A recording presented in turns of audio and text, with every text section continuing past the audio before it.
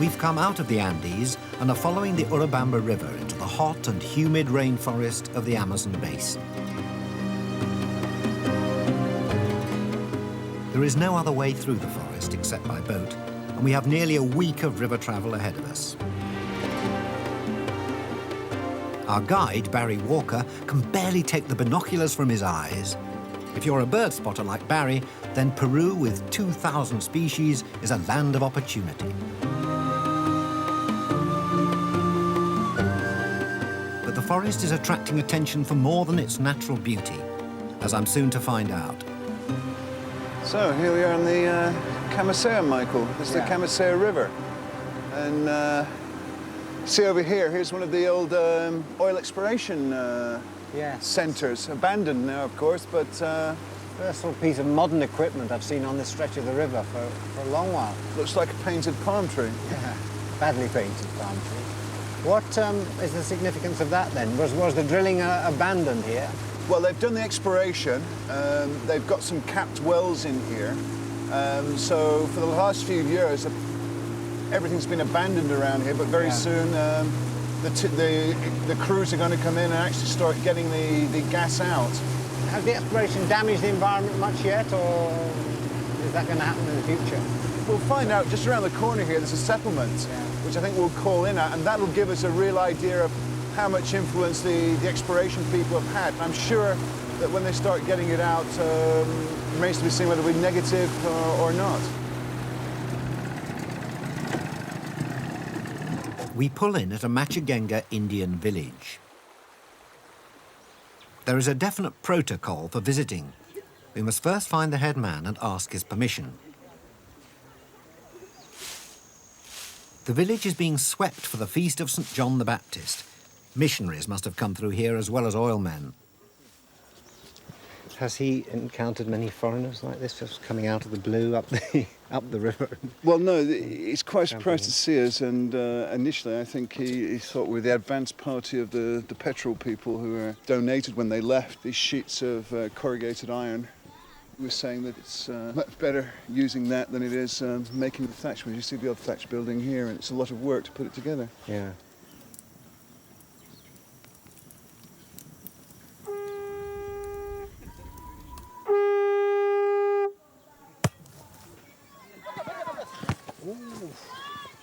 The headman has another role today as referee in an inter-village soccer match.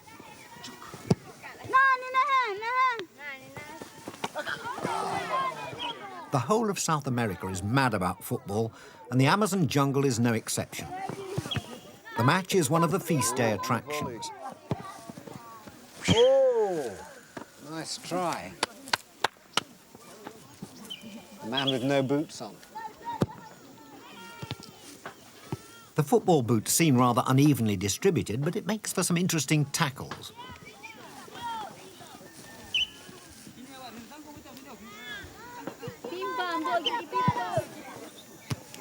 In the next match, between the local women, there's not a football boot to be seen, and the game's a lot more exciting.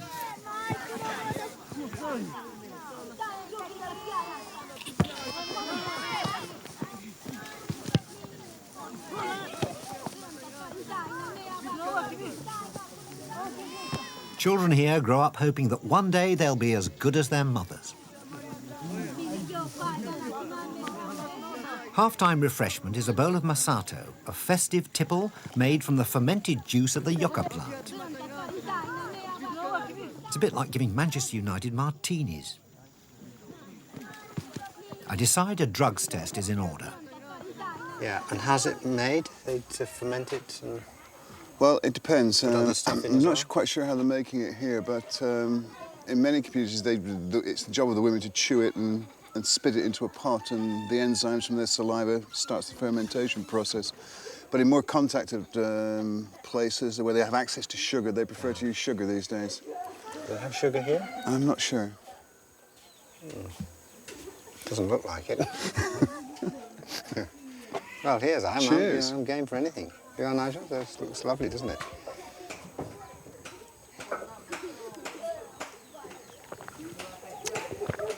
Hint of dry, sort of slight raspberry-ish It's sort of like Taste. mildly alcoholic raspberry yogurt or something. I think that's sort of 96 saliva there.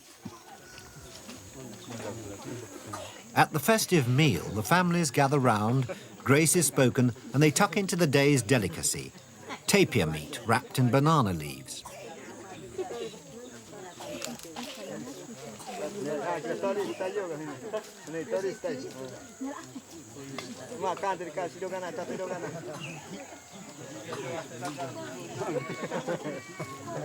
The presence of plastic bowls, containers and T-shirts show the village is modernising. The old ways are looking increasingly out of place.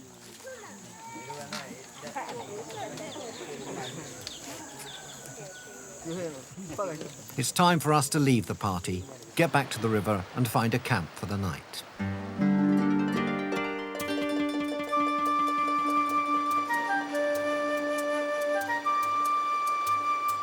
The morning dip looks idyllic, but could be dangerous. If you pee in the river, there's apparently a small fish with barbed teeth which latches onto the urine stream and swims up your penis. Give me a piranha any day.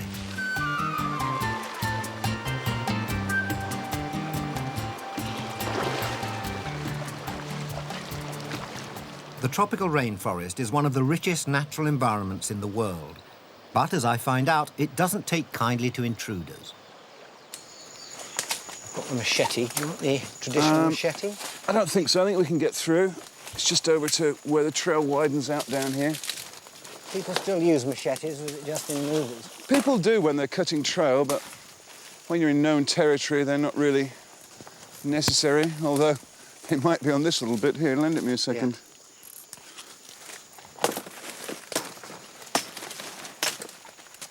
Thanks.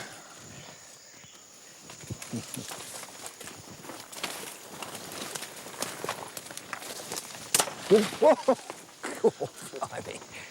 Knock myself out. Here we go. The trail widens here. Ah, right. Here we go. Barry is a man with a purpose. He's here to find rare and exotic birds. I think I'm a bit of an embarrassment. Looks like, I've made a what? mistake of, well, I just rested my hand on a tree and there must be an ant trail going up, so 4 or 5 of the little...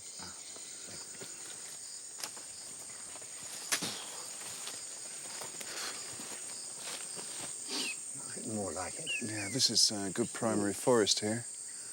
This is very good indeed. What can you hear? What's that one we can hear? Oh, that's the that's a plain-winged ant shrike. That lives in the subcanopy. It's quite vocal at dawn and dusk. Yeah.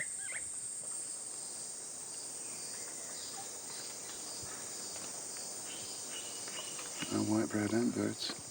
There's a few other callers, but they're not. I think we should we go on? try further down the trail. And don't touch any trees. Right, let's see if we can get through here. The trouble with such a rich and fertile environment is that you can't actually see anything. The birds, I presume, have the same problem. They stay way above us where they can fly around without banging into trees all the time.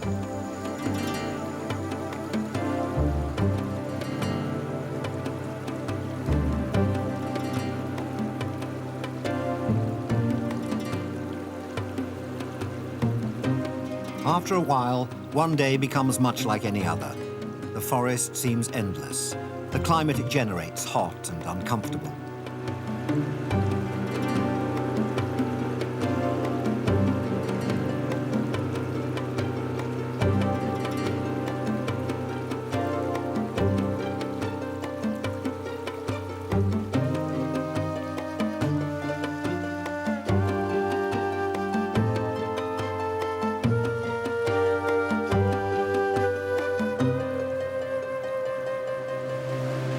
It's 6 days before we reach a settlement. Is this it? This is it. Sapawa. Sepawa. Civilization. Civilization. Lots of boats. Not sure about it. I bet you can get beer here. Cold beer, maybe. Maybe there's a fridge, yeah. 90-degree beers we've been drinking. The biggest place we've seen for a while. Yeah. A hotel, or are we under canvas again? Under canvas, I think.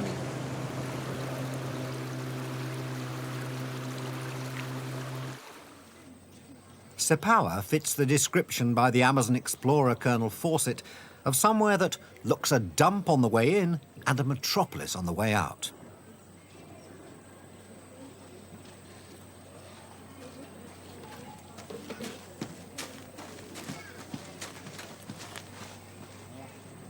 It's a place of convivial and infectious idleness. But it does have an airstrip, and there are no queues at the terminal.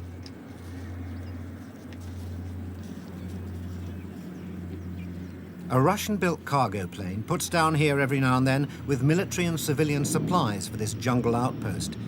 It could be our way out.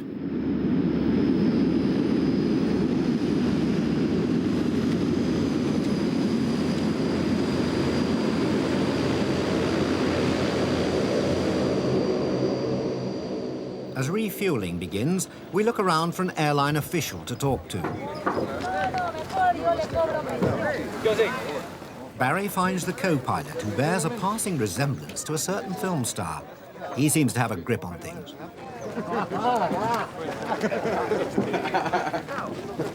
He promises to squeeze everyone in so long as we don't mind sitting on the cargo.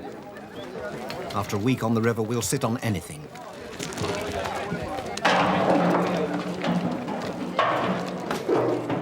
That's it. Time to go. Thanks ever so much.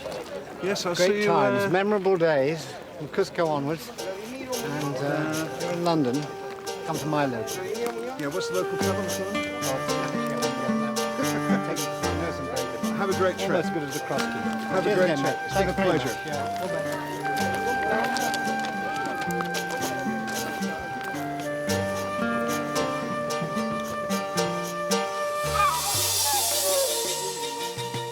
We fly north over a vast, largely unbroken swathe of forest. It's a 600-mile journey that would have taken 10 days by boat.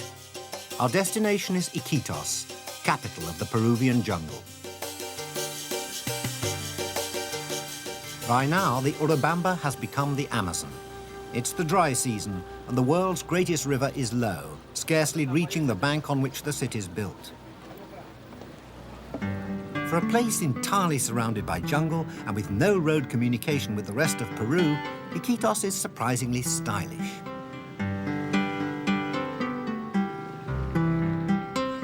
It owes most of its faded charm to the rubber boom of the 1880s. The new houses of the rubber barons showed old-world taste.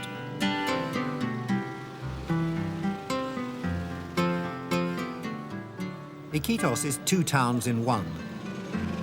The Europeans live up on the hill and the Indians down by the river in a shanty town called Belén, short for Bethlehem. Peru is the great street vending city in the world. Definitely. You know, we have a good market here, you know. And when that's rather Well, nice, this is a bandstand that was brought from France in the early 1900s. Yeah. My companion, Jorge, comes from uptown Iquitos, but clearly loves the bustle of Belén. It doesn't always look like this. When it floods, how much of this is sort of going to be underwater? Where we're walking now? Somewhere like about 2 Above our meters, heads? yeah, about here. Yeah. Yeah, and the big boats like the colectivos also come They come, so this directly becomes a canal. over to the plaza. Huh? Yeah. This is what we call the Peruvian Venice. All right. Yeah. Well, let's You get see a the gondola. canoes here and there, you know, all the time. Plenty of things for sale here, and the shops are, all stalls are full. What about the services here? I mean, does the town provide sanitation or electricity or? Oh yes, What? the city provides electricity, as you can see here, the wiring. Yeah. They also have potable water, but there is no sewage systems here yet. No. Everything is just right down onto the floor. Yeah. As you can see on the other side too, you see all those little houses there. Yeah, there's a lot of rubbish just standing. It must be bad for disease. I suppose. Oh, we have here a very high percent of infant mortality, you know, somewhere like anywhere like 18 to 20% infant mortality in the first 5 years, caused mostly by parasites.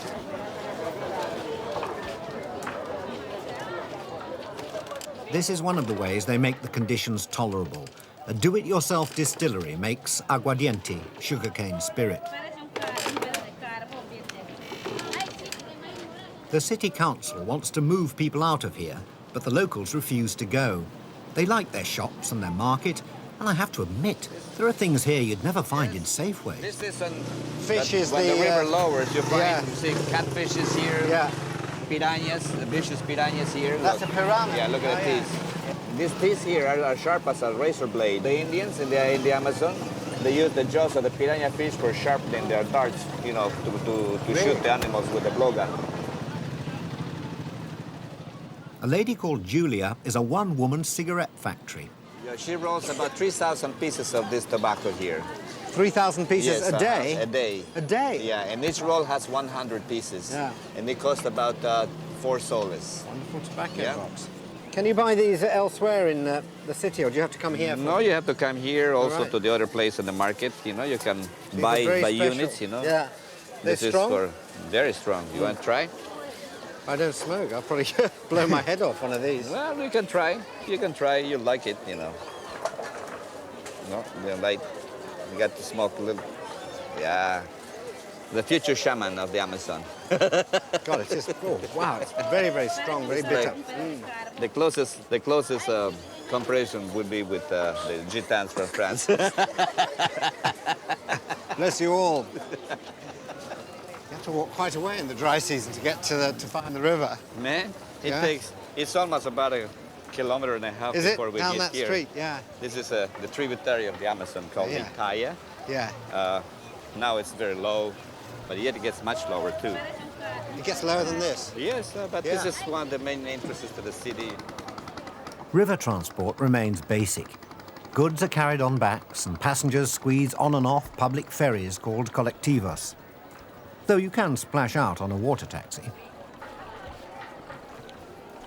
The rise and fall of the river each season does not encourage an air of permanence.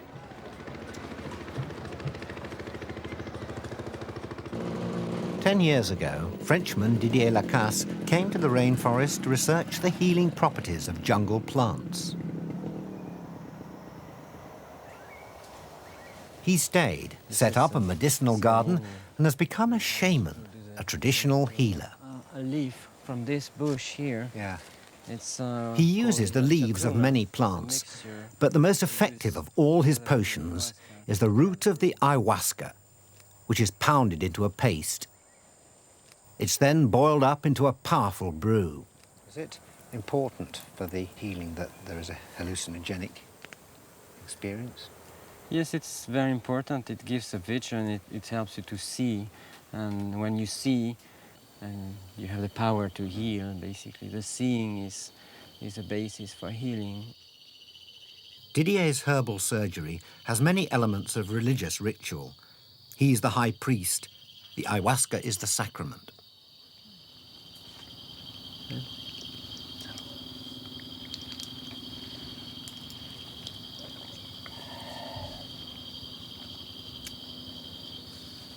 Despite the intensity of the experience, Didier has allowed us to film what goes on.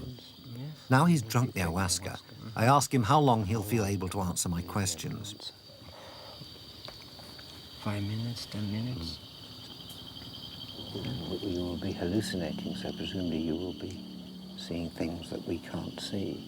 Yes. But can you control that? You have them in their place, and you're aware of the situation here at the same time. There is a certain amount of control. Obviously, it's the skill of the shaman to be able to control this flow of energy, of hallucination that would turn someone else crazy, probably, you know. So we learn how to control that craziness, if you can say. Didier's style may be unfamiliar, but the powerful properties of the plants he's using are not in dispute. The rainforest is alive with drug companies looking for the secrets. But Didier prefers to treat and cure local people.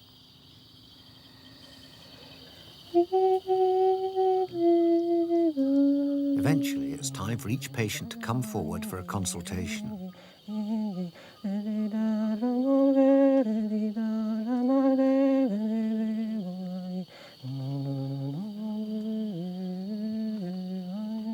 The consultation is like a séance. in which the shaman uses his newfound insight to sense what is wrong with the person before him.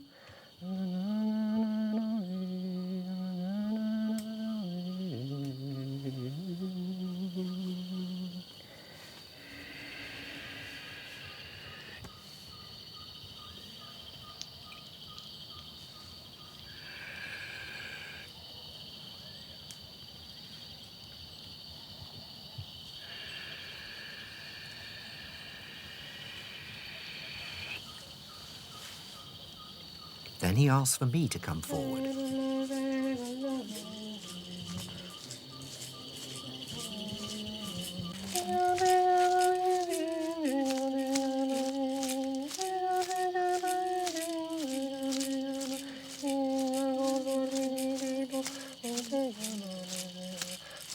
The chanting sets up a pleasant aura of spiritual relaxation.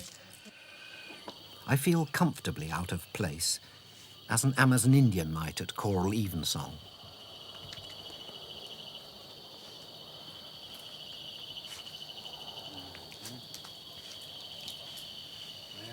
This is a song that you can carry with you along your many journeys that you will be taking.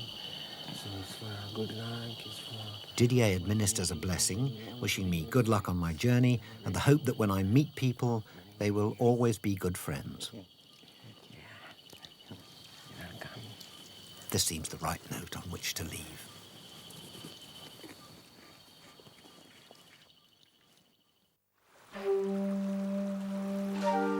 The El Arca, a British-built riverboat, first sailed the Amazon in 1882.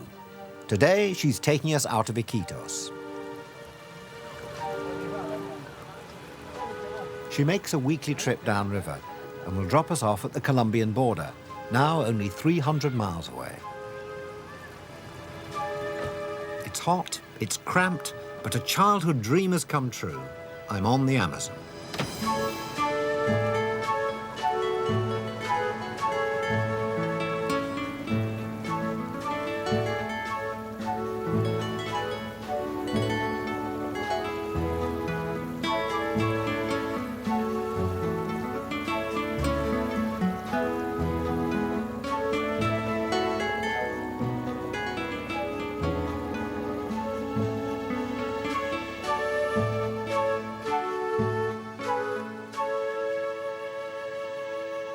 The people from a local village come out to meet us.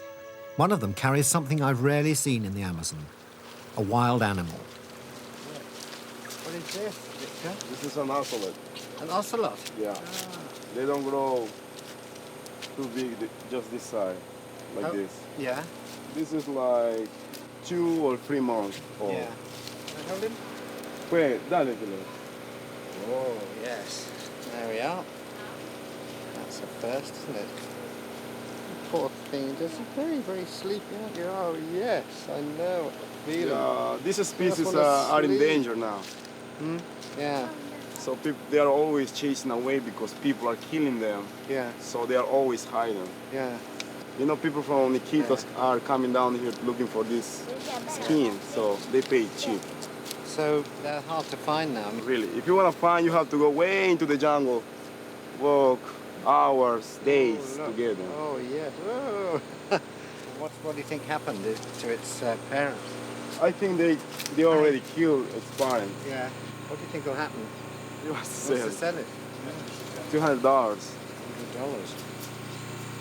I want an ocelot. I can't take it. I've got to go to Alaska. Die of cold there, won't you? Near the village is a lagoon which seems as close to a Garden of Eden as you're likely to get. Everything from giant lily pads to giant spiders seems to flourish here in extraordinary profusion. And for once, you can actually see the birds.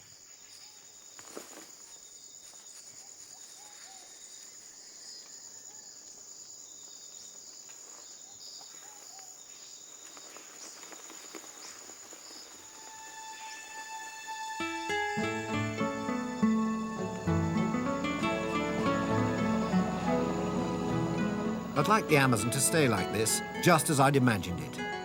But it's changing.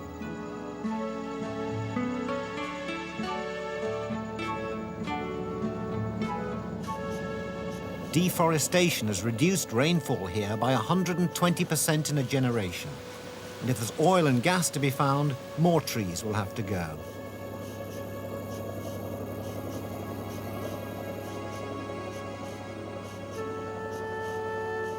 The unceasing heat of the days and the hothouse stickiness of the nights saps the energy.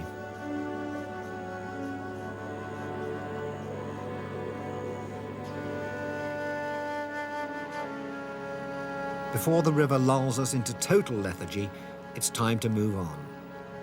Well, after 3 weeks on the Peruvian river system, we've now reached a crossroads. We have the Amazon here has brought us to Peru on this side, Brazil over there, and Colombia over there. We can't really carry on with the Amazon. It goes on 2,000 miles into the Atlantic. So we're going to head north through Colombia and back up towards the Pacific, wherever that is. There are only two ways out of the Colombian frontier town of Leticia, by river or by air. A river journey back to the Andes will take at least 2 weeks. A flight will take 2 hours. We board a plane to take us across the equator to Bogota.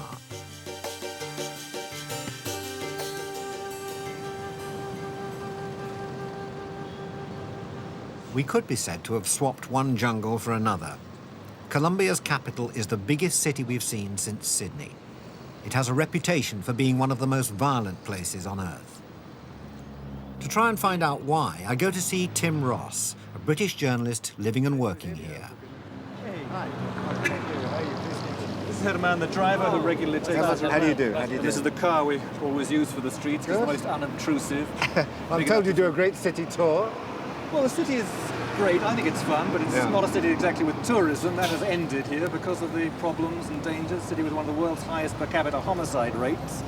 Like 100 murders per 100,000 population here, like 50 times the British murder rate. So it is not exaggerated. It's not exaggerated. This really is a dangerous city. Yeah. Not just for murder and obvious major violence, but the petty things, the pickpocket, the snatch artist, the man who grabs a wristwatch, grabs your glasses off your face. I mean, some people try to grab them off you anything they can sell for drugs, particularly. It's a city with a major drug problem, and that's what's crippling it. You've worked here a long time. You know the streets. Oh yes, Herman's worked with me for a long time. I work the streets particularly, usually on foot when it's a matter of filming. Then we take fine old Dodge Dart, which takes us out there unobtrusively. It's big enough for cameras. It's great.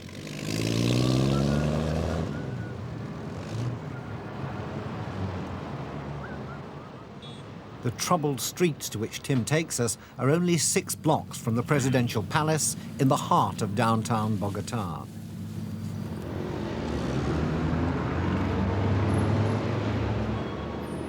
His advice to us generally is to stay in the car, but this corner, he says, is safe enough.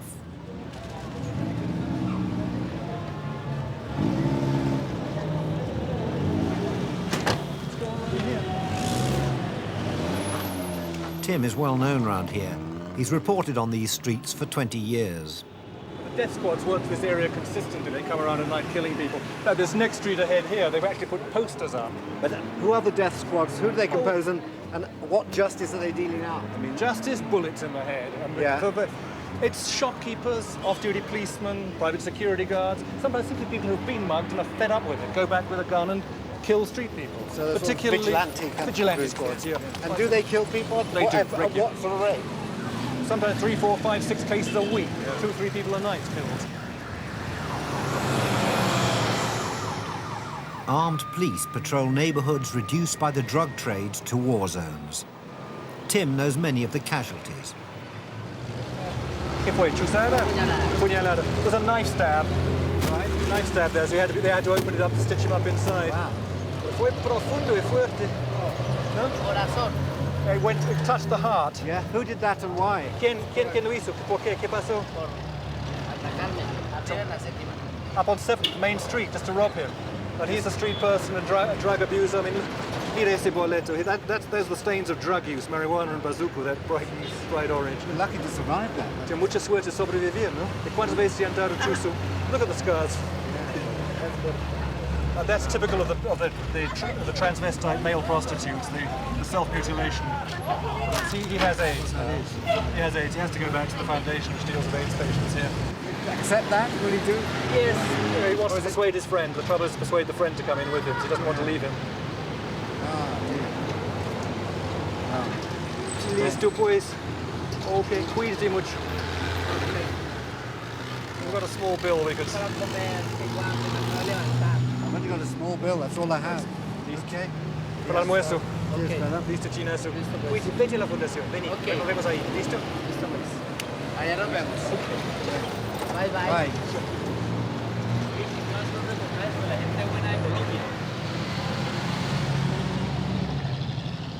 Back in the car, we head for the most notorious street of all, Calle Cartouche, Bullet Street. This is the area where they start recycling. You see all the recyclers here, grubby and grime-encrusted people all over these streets. It's one of the main activities is consuming drugs and obtaining the money with which to consume drugs. That is what their lives revolve around.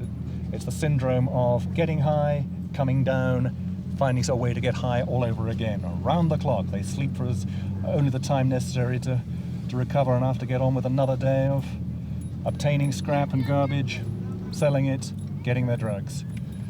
So, I mean, the sort of people you're seeing around, See over there, this guy smoking there, right there in the cap.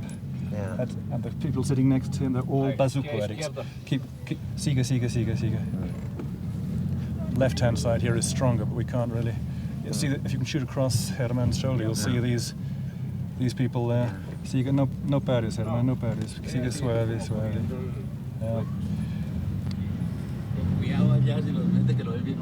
Sí, hombre, gracias. Okay. Man on the left just warning us, be careful around there, they'll rob you blind, they'll rob you of everything. If they see someone like this going through, they see it as a target, something to rob or possibility of making a bit Yes, of they were money already from? yelling insults at us, they saw stuff. Now they're throwing rocks. Oops. Now they've already started getting hostile, which is normal. They assume we're either death squad or police or something. Stabbings are frequent. They use broken bottles on each other's faces. A squabble can start for nothing. A squabble over 50 cents worth of marijuana. Why is it so particularly bad in Colombia? It's a producing country. They produce drugs here. Wherever you get drug production, you get drug consumption. Now, the United States is always blamed, the United States and Europe are blamed for the drug trafficking problem because of the demand there. What the Colombian government ignores generally or tries to downplay is the desperate level of substance abuse, drugs and alcohol. We've got 1 million alcoholics in a country of 36 million population. You've got an estimated 900,000 solvent abusers. That means sniffing gasoline, sniffing petrol, sniffing glue, all these legal things. Yes. That's a vast problem. Bazooka, cocaine base, nobody's done any proper survey work. The desolation is matched by political inertia. There is money, but those who have it are not prepared to share. Tim, I'm off to, or I've been recommended a rather sort of eccentric restaurant called Margarita del Ocho. Do you want to come along? No, I'm not going there, I'm afraid. That's owned by the Ochoa family, who are renowned for their involvement in the Medellin cartel, drug traffickers, and I was warned against them some while ago when there was an attempt to kill me for another documentary I had done. I'm sorry, I was only going to buy you lunch. Thanks, but that's somewhere where... It's a serious...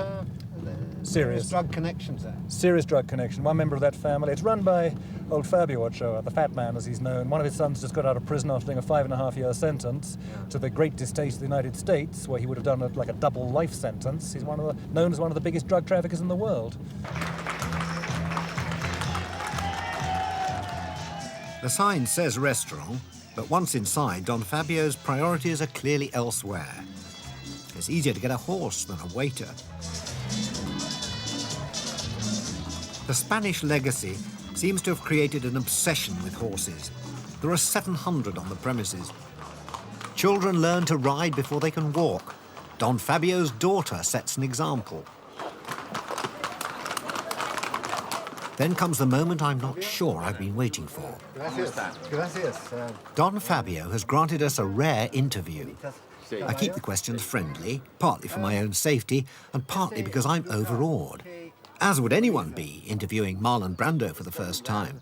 Simboliza una tradición de 100 años de la familia Ochoa. The place, he says, symbolizes a tradition, 100 years of tradition for the Ochoa family. From it have come some of the finest horses in the world.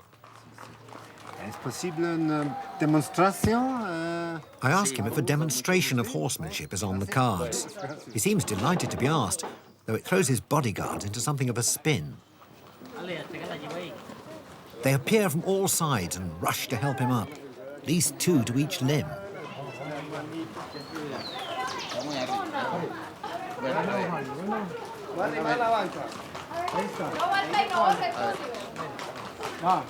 Bueno, empujen. Van a pasar al otro lado. Bueno, quiten a banqueta allá. The raising of Don Fabio is not an elegant sight, but once he's in the saddle, he's a changed man.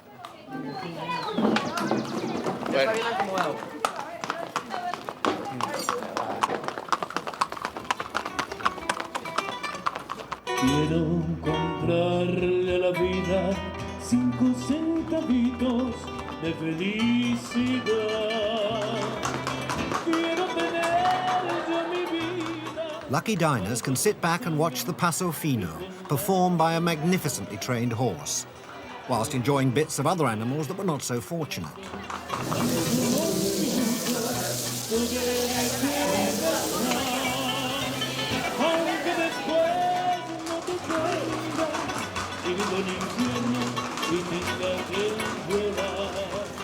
This is a family business run by the family. Don Fabio's new wife flashes the sweet smile of success.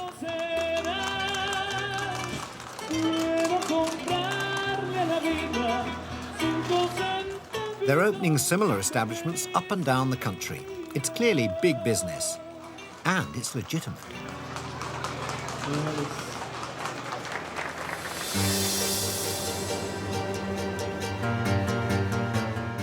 It's not recommended to drive through the mountains west of Bogotá. There are currently believed to be a dozen armed guerrilla groups operating there, each seeking to control its own area of influence. One of the bitterest battles was fought for control of this mountain, Cosquez. 3,500 people lost their lives in the fighting. But then the stakes were high. This is the Colombian Wild West, the largest, richest, most dangerous emerald mine in the world. Cosquez Mountain is being slowly and painstakingly ripped apart in the search for emeralds. They call this black land, and a lot of hard work goes into finding very little. We're here at exactly the right moment. Unlike diamonds, which have to be fashioned, an emerald comes out of the ground bright green and fully formed. That's what it looks like, yeah. Yeah. That's good. Bueno. This, I'm told, is a good piece worth around $10,000.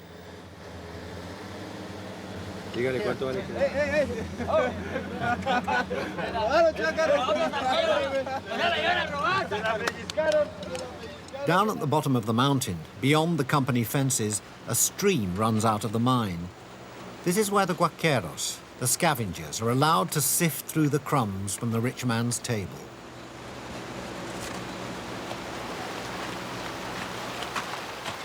"6,000 people live on the mountain. Only a third of them work for the mining company.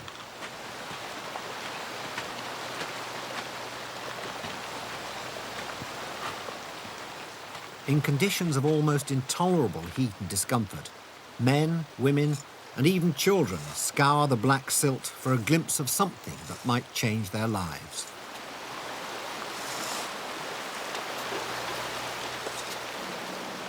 Crowds cluster around the head of the stream like rescuers at the scene of a disaster.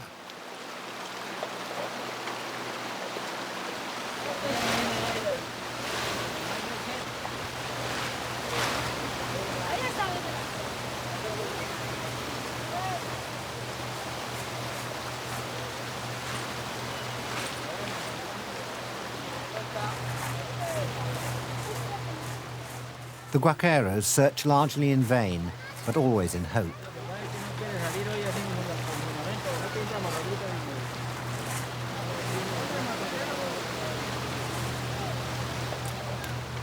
Surprisingly, I see no fights or arguments amongst them. Though these people may be desperately poor, they help each other out.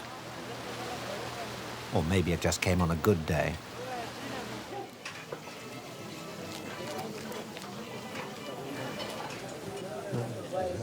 At the top of the mountain, the Guaqueros have their own shanty community, with shops, bars, kitchens, cafes, brothels and banks.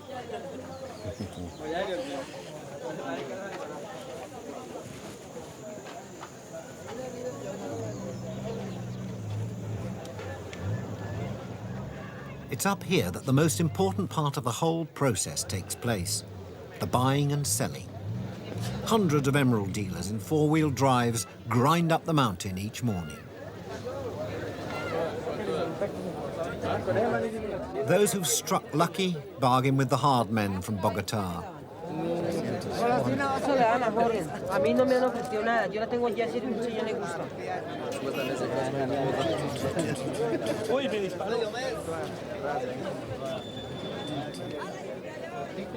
Experts.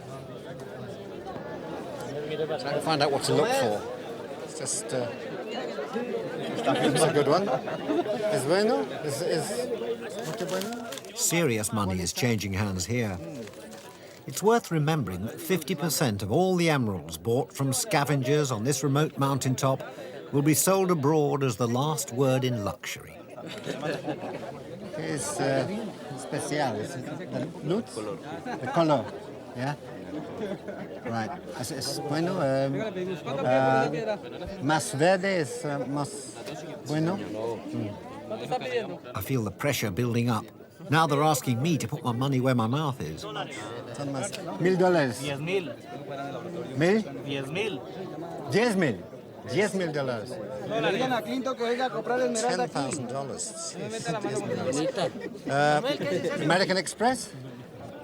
Yo no le entiendo. American Express.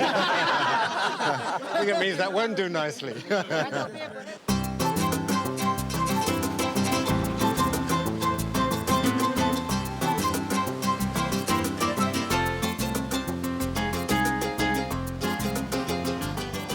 Not all Colombia is a battle zone.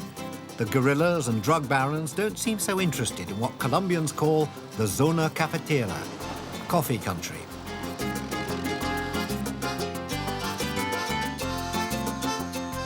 I hitch a ride in one of the American Army jeeps they call Willies. They use them to carry coffee beans from the plantations down to the markets, and occasionally to help travellers down from the mountains to the sea. The coffee country around Armenia lies about 3,000 feet above sea level. It's lower and warmer than Bogota, but positively chilly compared to the thick tropical heat of our next destination, Cartagena.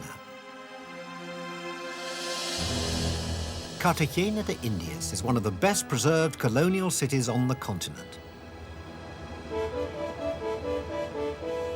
The Spanish treasure fleets used to load up here on their way to Europe. These mighty walls were built to protect their cargo. Cathedrals and churches were built to give thanks to the Almighty for being on Spain's side. With wealth came a desire to run their own affairs, and the first South American state, independent of Spain, was set up here by Simón Bolívar, the liberator, in 1811.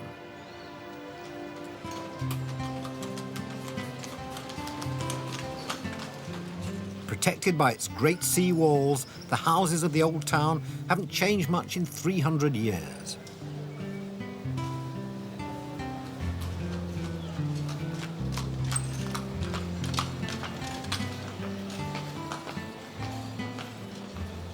It's quite a shock to find that it's like this because of neglect, because the developers could make more money out of building a new town nearby than out of messing about with the old.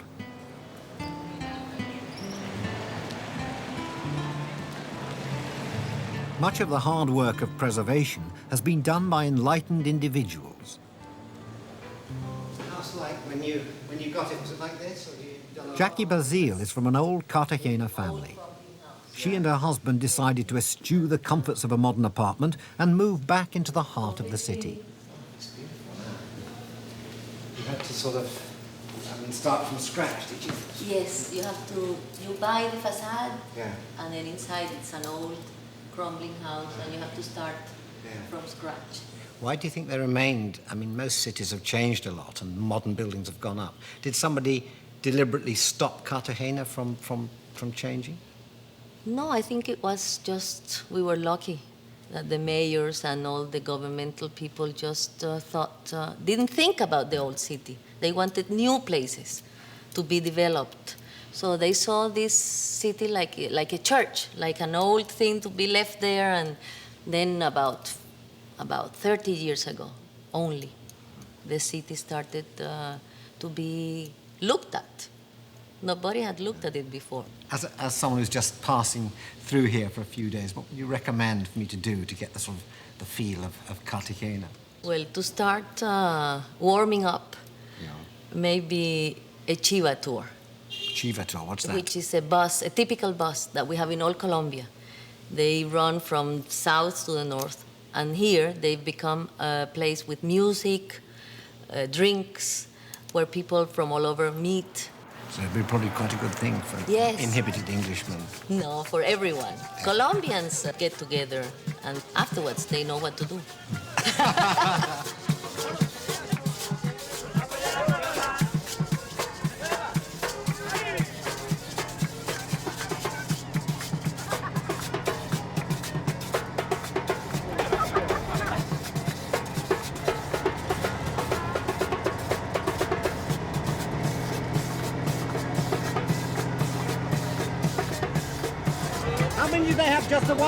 1 bus or lots of buses? No, lots, like 10.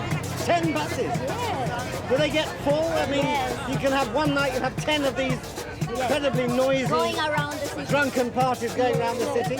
So at the very end of the evening, what do? They jump you all on the side of the By 1 o'clock, you start having fun. What's the time? It's 10. 10? 3 hours, 3 hours to before go. I start to have fun, right. I'll just stay rather quiet. Anyone got a book to read?